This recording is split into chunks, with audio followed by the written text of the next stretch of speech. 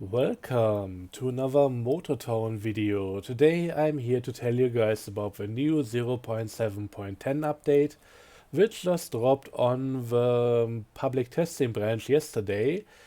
And yeah, I'm also now part of the private testing team.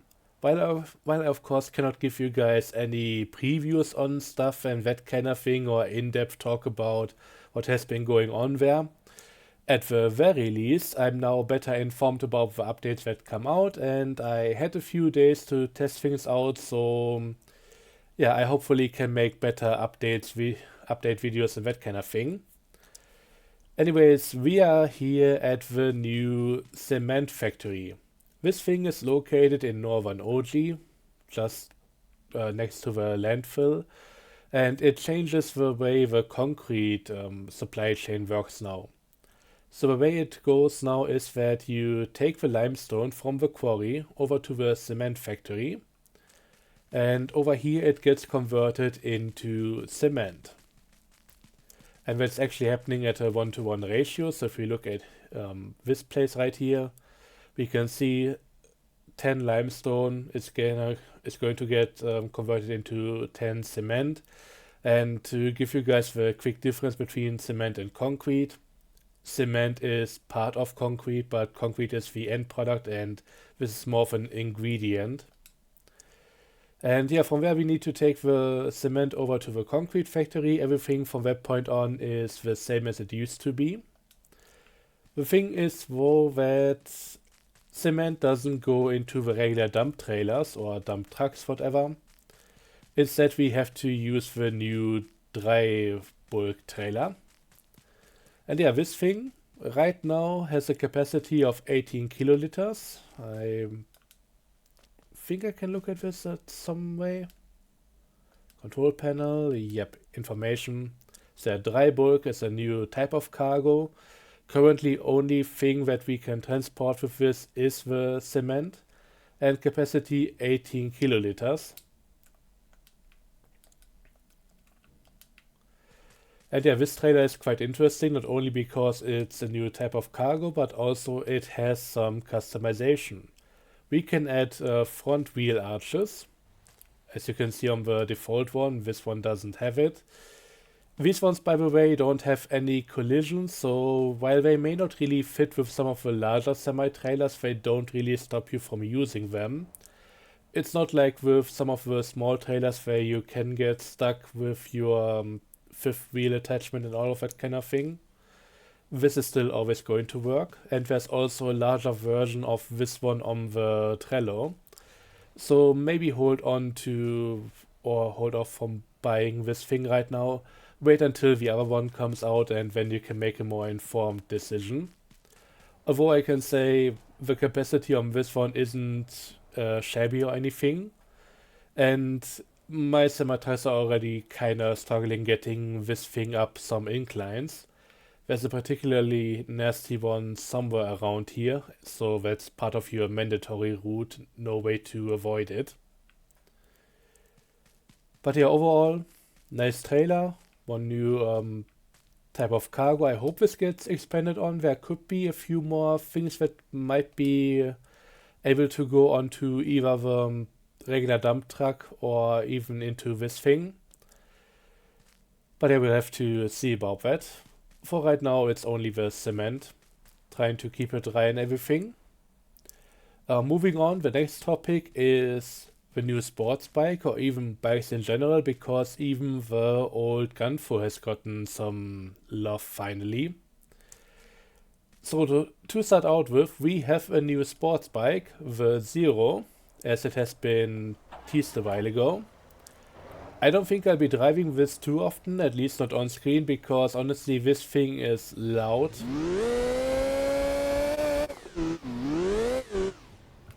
Oh, Jesus Christ. It's pretty fun though. Bit understeery at speed, very quick, but ultimately quite stable, so it's kinda nice, but really not perfect in my opinion. But then again, I've never really been too big on bikes in this game. The important thing here is it comes with a 100 horsepower inline 4 engine by default, and it can be upgraded to 160 horsepower engine. The Gun 4, on the other hand, now also has a 100 horsepower engine, but it's an inline 2 engine, so not the same.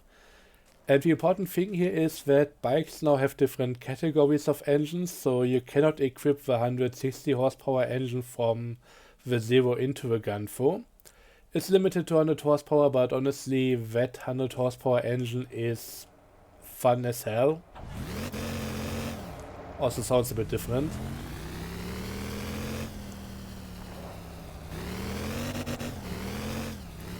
But yeah, I'm really enjoying this one in particular. A bit less stable and you gotta be careful about it, but this thing is also quite fun. And from what I've seen, the Scooty can also use the 100 horsepower inline 2 engine, so it has the same engine set as the Gun 4. You are not gonna get any transmission for that though, so yeah, gotta choose wisely. And yeah, let's take a quick look at the list here so that I don't forget anything. But yeah, the important thing is, once again, engines are now different for these vehicles so that you cannot go 160 horsepower with the Gun 4, which might be a bit much anyways. Another big point is that the tires have been improved. So for the longest time, especially when it comes to trailers, they used to slide around, and that has been dealt with. Looks a lot nicer, feels a lot nicer, but the new tire system, it isn't perfect yet. The dev is aware that in some cases it's overacting a little bit. It's a bit too responsive at some points. So that will hopefully get addressed, but yeah, some of it will be figured out in public testing to get a bit more feedback on the entire thing. Next one, some old vehicles. So some of the old asset pack vehicles should have a higher top speed now. They used to have some unreasonably high drag coefficient. So that's what reduces top speed by adding wind resistance, and yeah, should be better now. Now let's get to the other new large thing, and that is supermarkets and warehouse changes. So for that, we are going to go over to Gangyang again, because there are quite a few things we need to take a look at. It's a major rework of some base systems, and it's been a bit overdue, and it's finally gotten a few more nice additions here. So supermarkets in the game now do things, and you actually need to supply them for population bonus, which beforehand you would only get from buses, but now there are multiple things that do this. So every supermarket, apart from the one in apart from the one in downtown right now, has a delivery point. And this means that if you deliver stuff, it will slowly get used up, and you will actually then get a bonus from it. And this is what you can see in the new town status screen right here. And this one is actually a bit complicated, but in the end, from anything that you can do that gives this type of bonus, you get some population increase, and with additional population, you also get a pay bonus for that particular town. So everything now is separated into multiple areas, and yeah, in that area you get some bonus for the jobs that you do in accordance to how much you increase the population there. Maximum bonus is 30%. Population can increase quite a lot, but yeah, you're gonna do a lot of jobs in order to get that increased. So let's take a look at the formula. The formula is population bonus is just whatever you have for your food bonus plus your bus bonus. In this case, this is 109%, 119 for Jijo, and so on and so forth. And for the police and garbage, it's it's a bit lower. So whatever bonus you have for these, you will get 0.2 of that. So if you have 100% police coverage in this area, you would get 20% bonus for your population, and the same for garbage. And yeah, that's now all taken into account in the different areas, and I can also show you guys on the map how it all works. And this is by activating the part down here for the town. Looks a bit rough around the edges, but yeah, it should be easy to see what's going on right now. So Jeju Island has been separated into 4 different parts. We have Jeju City, Gangyang downtown over here, Hallam to the west, and Seongsang to the east. Oji, of course. Currently the biggest town is Gappa. Gwangjin has also seen some additions, but yeah, basically right now the whole system works with bus terminals, and since Oji right now only has one, Gappa is basically covering the entire area here. There are also supposed to be more in the near future.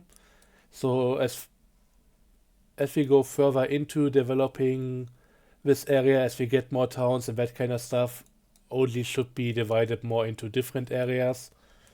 But yeah, for now, Gappa is basically the entire thing. And yeah, this is where all of this comes back to. I think that's all about this right now. There are a few changes to warehouses as well that we should take a look at, so let's do that right now. By the way, a lot of the items here come from the basic farm, so we can have rice from, I think, the farm right next to this place. It's somewhere over here. There are different pumpkin farms on Jeju Island. Cabbage, I think, comes from Oji. I think in Gappa or something. Potato, I'm not entirely sure if that's even a thing right now at all. Corn comes from different places. Oranges come from... I don't entirely know. There's definitely at least one farm over here. Beans are once again from Oji. Cheese and bread and meat come from the industrial area, and toys are basically... They don't give you a bonus, it's more like a new location for them to be delivered to. But yeah, whatever you deliver here gives you the bonus that you can see right here as long as it's active. So if you run out of stuff, you're gonna drop down to 0 again. And you can see how long these bonuses are going to last on the right side here. And from what I heard, the bonus depletion gets higher the more population you have, so they kind of go through your resources quicker. So gotta be careful about that.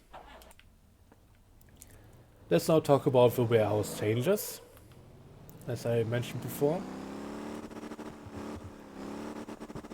Because warehouses actually now work like warehouses, so they can house your wares. It's amazing. So let's see. We can still have container deliveries, and they will produce pallets. I think these are now pallet Cs. But anything that we can put in here, we can later get out again. So, for example, if I didn't want to distribute my beans from Gappa all over the place, I could just bring them here and have other vehicles come to this place later and then distribute them all across the island. I could also get all the goods from the different farms across Jeju into this place and then take them to Gappa that way if I wanted to. So they are now really working like actual warehouses where you can deliver stuff to, it gets stored, and later down the line you can come back and get it out again. I'm not entirely sure how all this stuff is going to work, because there used to be a way to get more pallets A and B, and right now I'm not entirely sure. All of the ones that I have stored in here are from back in the day before this update, where I got my AI company trucks to just supply everything with a lot of containers. But yeah, how it works right now, I have no idea. I will have to figure out, and we're gonna see at some point. But yeah, this should be pretty interesting to deal with. There are also no more warehouse to warehouse runs anymore. So everything here goes to either residential places or just other factories, farms, whatever. But there's no things that are just being rotated around with, oh, never mind, power box. But I don't think that's happening with any of the pallets anymore, at least not as far as I've seen. Might be totally wrong though, but yeah, I'm seeing a lot of farms, a few factories and that kind of thing, but usually there used to be a lot of different deliveries to other warehouses. So yeah, gonna have to see how that works out in the long run. I've tried out a few things here and there, but there has been a focus more on some things to get working and figure out how it's going than a few others. Of course, there's still also the downtown supermarket, but right now I don't think there is any delivery point for that. So this is more like a vendor for some stuff, but you cannot include it in the supply chain. Anyways, moving on to the next part. Physics are now being calculated at 180 FPS. Apparently it used to be 160, but since the game is supposed to be running on 60 FPS, it makes sense that one is a multiple of the other, so that everything syncs up in the end. So I heard that this is making the game run smoother. I haven't noticed any difference, but I believe what is being said about it. No idea. And yeah. Another thing, and I haven't even tried that myself, but I want to have a quick look at this. There's now, here in drive mode, we can actually now change the rev limiter.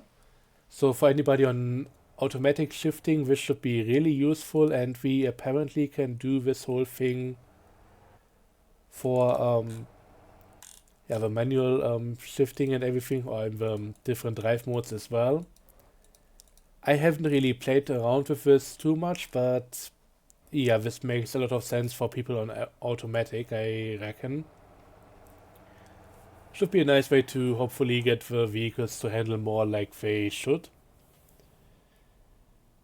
And yeah, next thing, big point, is in Guangjin.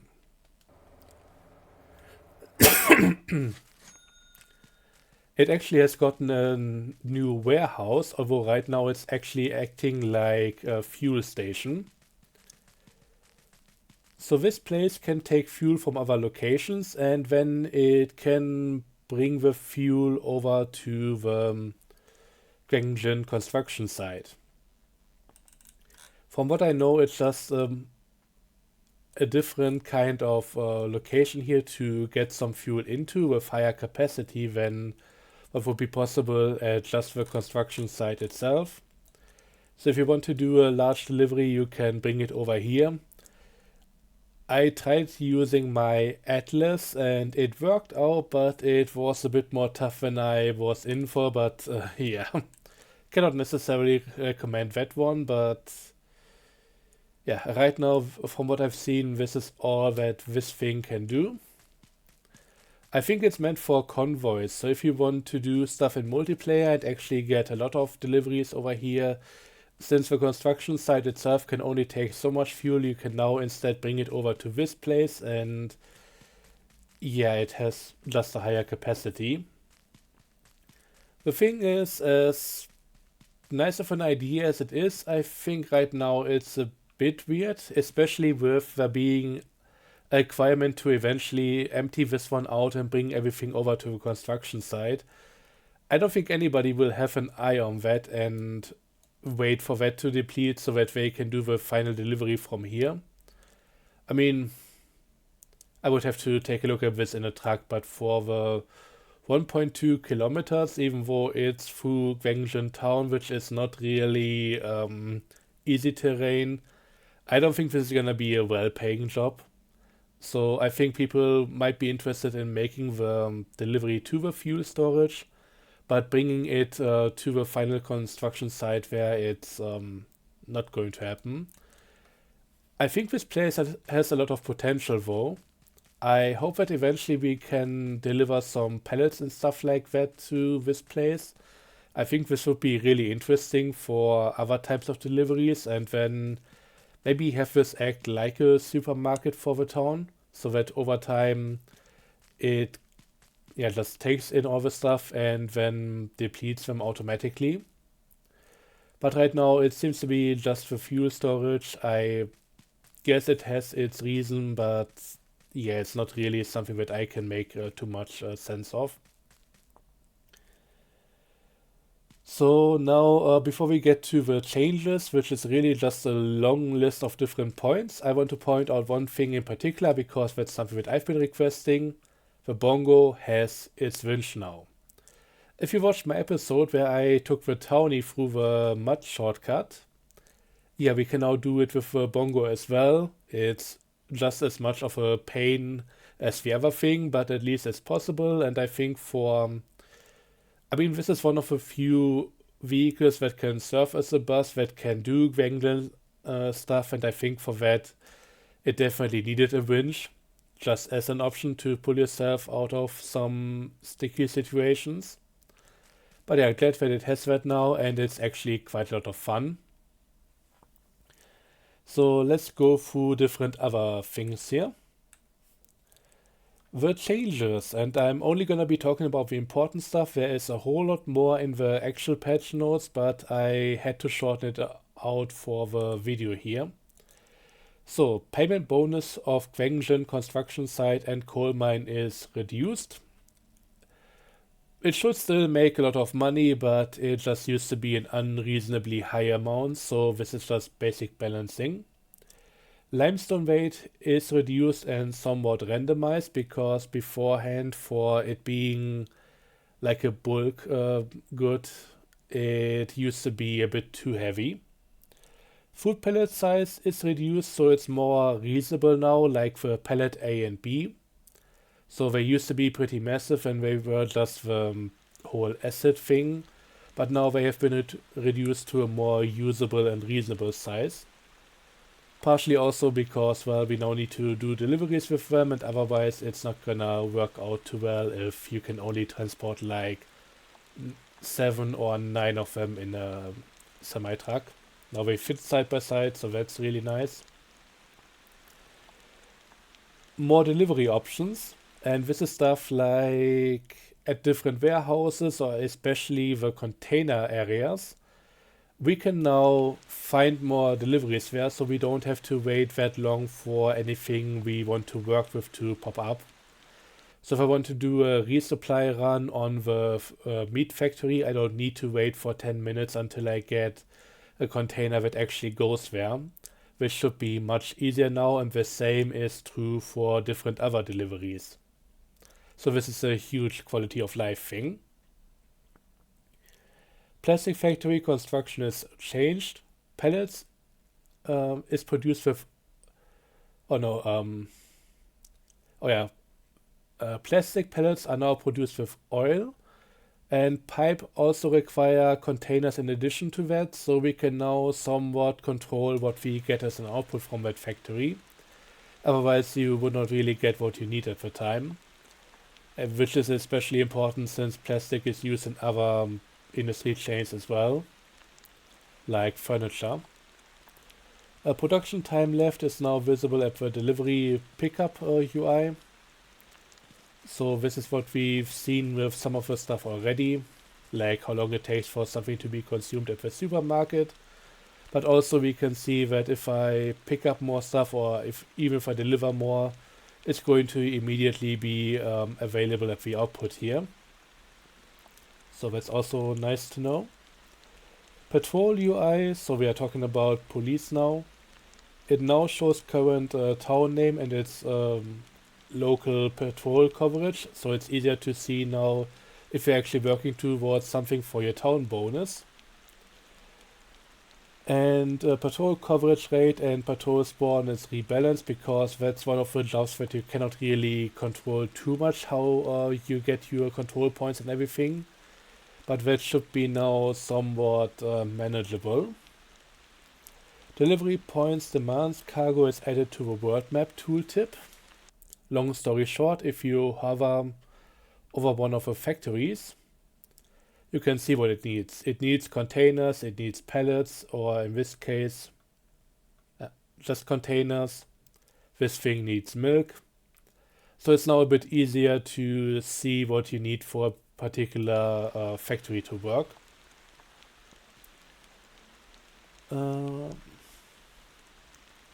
Vehicle spawn list now shows in use when someone or NPC is driving it, which is really useful for some of the stuff with my AI company.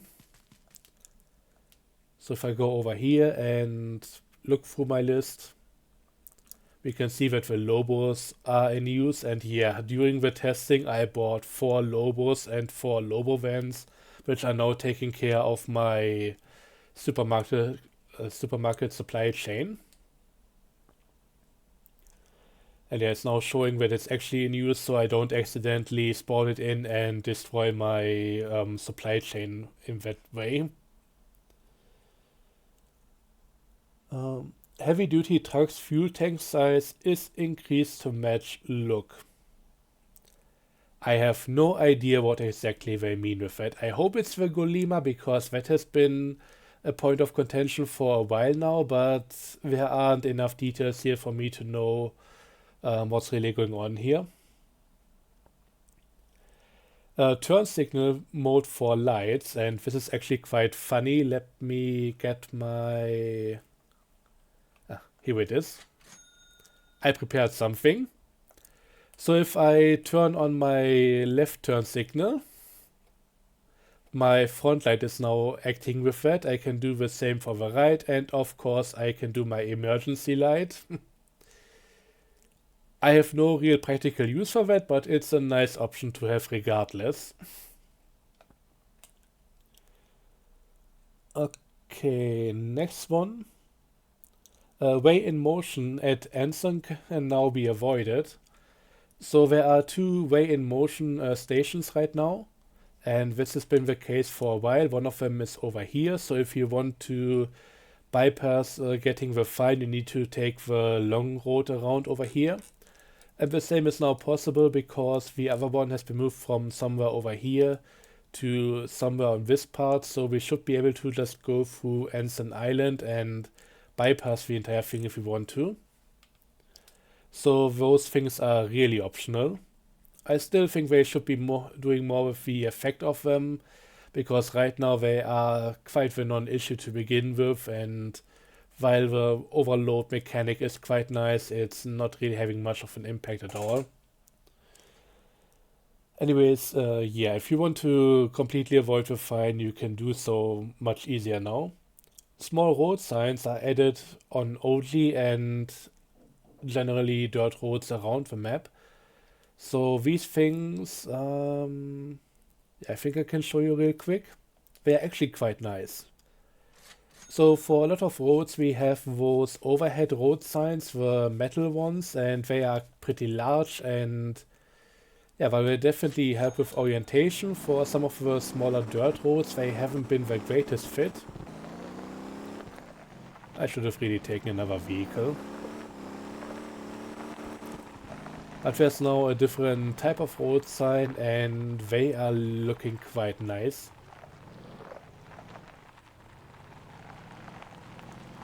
So we're just gonna drive down to the next intersection and we should be seeing them. I'm just gonna keep my vehicle on the road. This is meant to be a rallycross version of the Tuscan, but honestly this thing never really worked out.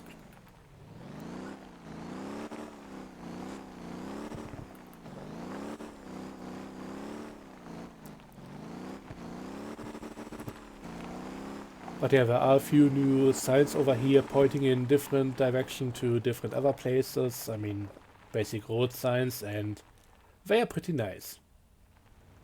Also destructible, which is cool. But yeah, those are the new things. And Gepper medium shortcut is changed to be easier to pass. I wrote in brackets behind that it's still boring because that's my main issue with that. Maybe someday. I haven't really noticed much of a difference with it. It's still kind of the same thing. Now let's talk about bugs, and there's really not too much to talk about here. There are a lot of that have been squished, but only 4 of them I think are worth really pointing out right now, right here. Stopping a bus used to decrease the town population. So basically you stop the bus at a stop and it was still like if you were despawning the bus with all the passengers in it. That should be fixed now. Own bus routes are now available in multiplayer. So if you have a company make your own bus routes, you should be able to use them in multiplayer as well now. Chat, not auto scroll to bottom randomly, should be fixed now. So the chat bug which has been plaguing people for the longest time, I haven't tested this one. I wasn't in multiplayer all that much. I do a lot of my testing in single player and therefore no idea. I hope it works because that has been a major annoyance for a long time.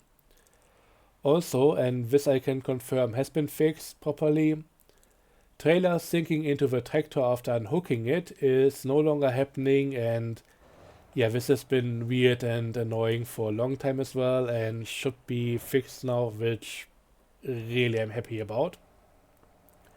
Glad to see some of the long-term problems being fixed, and yeah, I think with that we are done with the update talk for this time around. Again, this is still all in public testing and maybe some of the town bonuses might be getting adjusted. Just if you have any feedback on that, make sure to post it on the developer Discord. Because that's getting read, that's getting worked on, and yeah, we're gonna see where the thing lands in the end. The current version, I would say, is definitely not a bad one. But I think there are a few things that could be tweaked about it. I might be talking more about that once I continue my playthrough series, but yeah, for this video it would definitely be a bit too much at this point. We are already over half an hour in. So with that all being said, thanks for watching. I hope you enjoyed, I hope this was useful, and see you guys next time. Have a good one. Till then, bye bye.